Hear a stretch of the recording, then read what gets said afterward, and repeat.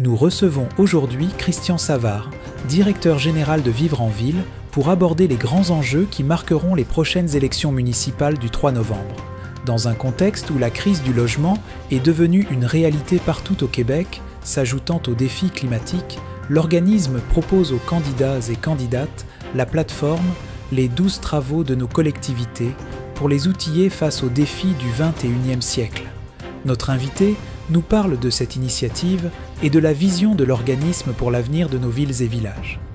Vivre en ville, on est une organisation d'intérêt public qui, maintenant près de 30 ans, travaille avec tous les types de villes et villages au Québec pour faire en sorte de transformer positivement nos milieux de vie pour faire face aux différentes crises qui sont de plus en plus aiguës, que ce soit la crise d'habitation, la crise climatique, pour en faire des milieux de vie plus résilients, plus soutenables, mais qui apportent aussi du bien-être aux gens.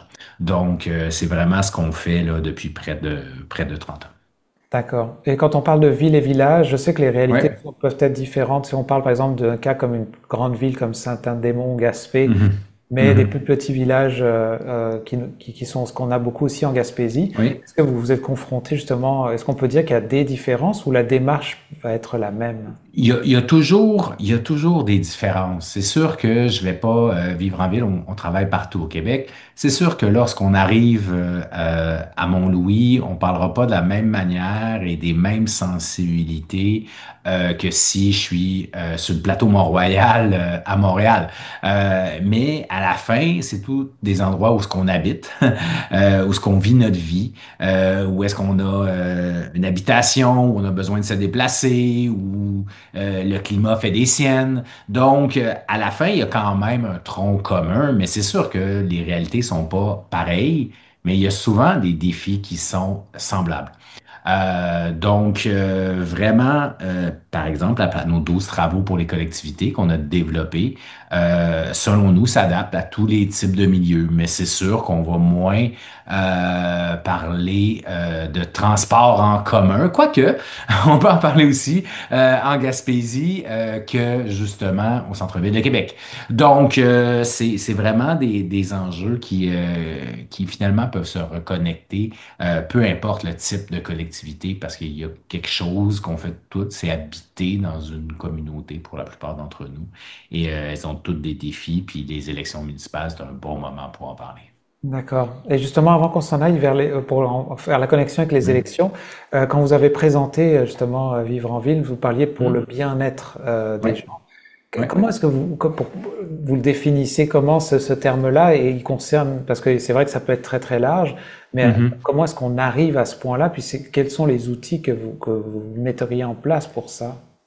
Ben, vous avez raison, c'est relativement large la question du bien-être, mais c'est pouvoir vivre au quotidien, remplir ses besoins fondamentaux et plus de manière la plus épanouissante, mais en ayant aussi un impact limité, par exemple, sur l'environnement. Donc, il faut vraiment concilier les défis environnementaux qu'on a avec le fait de vivre une vie agréable. Mais vivre une vie agréable, c'est beaucoup de choses. Vivre une vie agréable, c'est avoir accès, par exemple, à des services et des commerces de proximité pour pas être continuellement dans sa voiture pour aller toujours plus loin pour s'acheter une pinte de lait. Ce qui existe dans certaines communautés, par exemple. Ça peut être avoir accès à une école. Ça peut être avoir accès à de la verdure dans certains cas. Donc, c'est vraiment une série de choses qui sont reliées à nos besoins fondamentaux comme être humain, mais qui doit se faire dans une perspective d'être soutenable aussi. Et est-ce que vous, donc, votre rôle, c'est vous supporter les municipalités là-dedans? C'est bien ça? Exactement.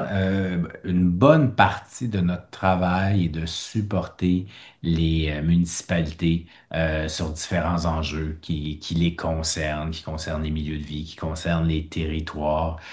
Ça va de l'urbanisme à la mobilité, en passant par les systèmes alimentaires, jusqu'à l'adaptation au changement climatique. Donc, une série de sujets qu'on couvre dans les 12 travaux, mais qu'on couvre aussi au quotidien en travaillant avec des dizaines de municipalités au Québec. D'accord. Alors justement, les élections s'en viennent, comme vous disiez tout à l'heure. Est-ce que c'est quelque chose que vous constatez que est-ce que c'est considéré là, ces points-là? On Mhm. parle tous des problématiques qu'on peut avoir au Mhm. niveau environnemental et climatique, Ouais, mais et autres, que ça amène à des crises peut-être qui peuvent être sociales ou ouais, des ouais. choses comme ça. Est-ce que vous sentez, bon, les élections vont commencer dans peu de temps, mais comment vous voyez c'est quoi que vous faites comme constat présentement? Je suis assez content de constater que partout au Québec, malgré le contexte, je dirais, international difficile, malgré les incertitudes liées notamment aux guerres commerciales que mène Trump, au fait qu'on est sorti récemment, pas si longtemps que ça, d'une pandémie, que ça a bousculé beaucoup les gens, que les enjeux, notamment à caractère environnementaux, euh, qui sont encore importants, les gens sont encore sensibles à ça. Euh, je suis là, je dirais agréablement surpris, mais on le sait, les gens les vivent, hein. Par exemple, les changements climatiques, on peut penser d'érosion côtière en Gaspésie. Mon père est gaspésien, j'ai passé mes étés en Gaspésie, je vois la différence sur la côte entre il y a 30 ans et maintenant. C'est pas, c'est une réalité qu'on vit au quotidien. Donc, et ça se vit différemment partout au Québec, hein. Dans la région de Montréal, on va parler des pluies torrentielles qui posent beaucoup de problèmes d'inondation. Donc, je pense que les maires et mairesses vivent ce genre d'enjeu-là au quotidien, ce qui fait que l'enjeu environnemental est fort. Mais il y a aussi des enjeux sociaux. Des enjeux sociaux qui sont importants et je dirais liés à la question de l'habitation. Les gens ont de plus en plus de difficultés à se loger parce qu'ils manquent de logements, ils manquent de logements abordables. Lorsqu'on parlait de crise de l'habitation à une certaine époque, on entendait Montréal et Québec. C'est plus le cas. C'est rendu une réalité partout au Québec. C'est une réalité, par exemple, à Gaspé, où le taux d'inoccupation est très bas et on ne sait plus où mettre les gens ont de la difficulté à trouver. Donc, je dirais que la crise de l'habitation est probablement une nouveauté qui était moins présente il y a 4 ans, il y a 8 ans, il y a 12 ans. Et maintenant, là, tout le monde ne parle que de ça. Donc, vraiment, et les élus municipaux ont un rôle à jouer parce que c'est eux qui ont, par exemple, en main l'urbanisme et donc ils peuvent prendre des décisions qui peuvent un peu soulager la crise de l'habitation, même si le gouvernement du Québec a aussi un rôle à jouer. Donc, vraiment, je dirais que la nouveauté ou qu'est-ce qui sort de plus en plus, c'est la question de la crise de l'habitation, mais que d'autres enjeux liés à l'environnement sont aussi présents et que les gens veulent continuer à faire partie de la solution face aux défis qui nous attendent.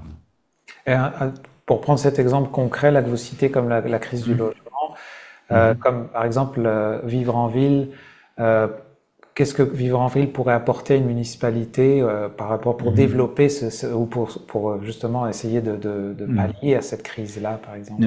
Nous, nous, ce qu'on dit, c'est il faut que les machines municipales se mettent au service de la construction de logements, de la construction d'habitations. Il faut en faire plus, plus vite et, et utiliser tous les bouts de territoire là, qu'on sous-utilise. On a tous des idées de bâtiments désaffectés qui sont pas utilisés depuis des décennies ou des endroits où ce qu'on pourrait faire un peu plus de densité, où on pourrait mettre davantage de logements. Toutes des choses il faut que les villes soient un peu obsédées, puis il faut même qu'elles soient proactives. Pourquoi pas, dans certains cas, pour débloquer des dossiers, la ville ne devient pas propriétaire du terrain pour en faire la revendre par la suite pour qu'un projet, que ce soit un projet d'habitation sociale ou privé, se fasse. Il faut vraiment appuyer sur l'accélérateur, sur la construction d'habitation et habitation qu'on va vouloir le plus verte possible, qui émettent pas de gaz à effet de serre, qui soit bien adapté au climat, parce qu'on peut pas s'attaquer à une crise sans s'attaquer à l'autre. Mais vraiment, c'est une chose que peuvent faire les villes et vivre en ville. On accompagne souvent des villes dans leur potentiel de développement, de redéveloppement, ou ce qu'on pourrait développer parfois des outils, que ce soit réglementaires ou même budgétaires pour aller plus vite. Donc, vraiment, c'est quelque chose qui nous apparaît important. Et je vous dirais qu'au début, je fais une tournée médiatique et politique. Je rencontre beaucoup d'élus, beaucoup de médias. Et je parle de plus en plus d'habitation plus que le temps passe parce que tout le monde m'en parle. Donc, c'est vraiment un enjeu important. D'accord. Est-ce qu'il y a une vision, des fois on projette, j'ai déjà entendu parler ces fameuses villes 15 minutes ou Mhm. des choses où on a un peu un idéal, on essaie de bâtir quelque chose d'idéal. Est-ce qu'on essaye d'atteindre par une certaine démarche au fur et à mesure des années quelque chose qui serait comme quelque chose d'idéal ou on essaye d'adapter? C'est quoi je sais, pas forcément pour vivre en ville, mais en général au niveau Mhm. politique et Euh, gouvernemental. nous, on en parle dans dans nos 12 travaux, la plateforme qu'on propose aux futurs candidats et candidates. Euh, il nous apparaît évident euh, que de conserver une certaine proximité dans notre quotidien, de pouvoir avoir accès proche de chez soi. Euh, le mieux étant à pied, mais sinon dans une courte distance en voiture. La majorité des services et commerces du quotidien nous apparaît quelque chose de très important comme idéal. Et souvent, les villages de Gaspésie ont déjà ça, hein.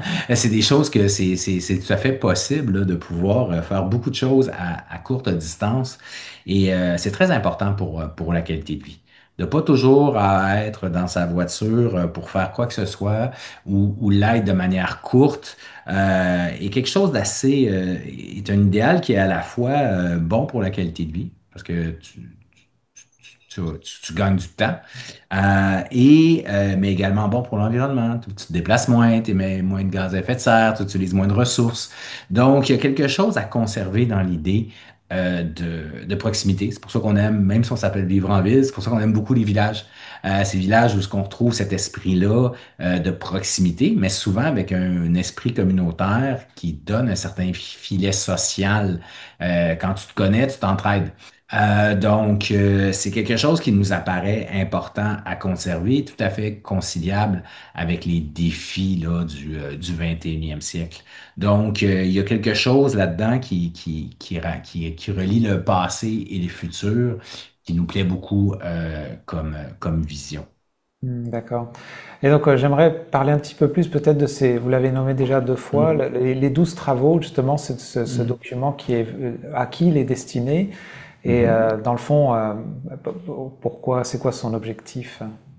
Euh, les 12 travaux de nos collectivités, c'est 12 chantiers ou 12 engagements qu'on propose aux futurs candidats et candidates euh, aux élections du 3 novembre prochain, qui vont avoir lieu partout au Québec, hein, dans toutes les villes et villages, pour faire face aux différents défis auxquels ils sont interpellés. Il ne faut pas oublier là, que les élus municipaux sont au front plus qu'avant, je dirais, de problèmes qui sont, dans certains cas, nouveaux. Je parle de la crise d'habitation qui avant était réservée aux grandes villes, qui maintenant touche l'ensemble du Québec.